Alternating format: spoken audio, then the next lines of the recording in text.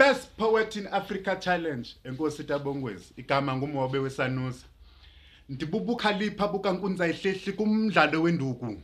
ndikumahlathi kaho ndincazelana nabatha ndisemoyeni kwamaziyoni ethi gubu okanye ukadingane ehloma babuthe kwaziphulu ndingumoya amagorha yaporha abulawa zinkosi ekhalima ukuhlobana namadla gusho kwazana uchuku ndikwayiyo nalami moya yaphelelwa ndisala inkolo nomqulu nditshiso komlilo phenjwe inkazana kulosoka ngomsindo kaXhosa ndithuthuswa sisikhalo samakhoboka afela ukwalugqobhoka ukuthakathe ekuhlaleni kuqala ngogobhoza oku ayikokubhodle qongeni kukuphula imbotyi kwisanda ndithonga amanyange ndinika ubukhalipha ngondiqhawula isandla ubukhalipha benja iyayala kukuhlatha lusiba lencanda ndibubuchule benkondi bhekisa amazwi okududuza kwinkonzo yokukhuza incwadi yami yokubhala ngumgcedevu imbiza yokupheka amayeza ukubonga sisakhono sokuphakula kechebesha isusa umthebeba babefuna uba ngamadoda bayinyusa intaba babuya beyotye inkwatha bathe phithi butywala basebungozini bokuhlupheza into edikwe kudala kukunxwala ndikohlwaya ngenxa entetho zithetha ungaziqondanga ukwensizwa uqhwaba impatha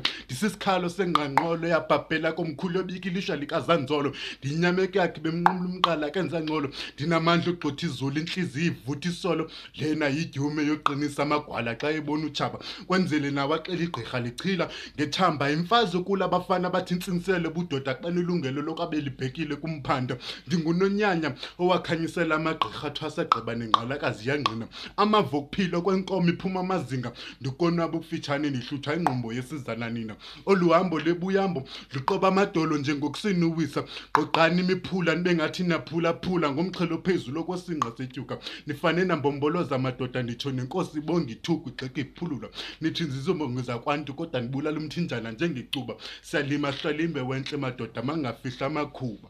Best Poet in Africa Challenge.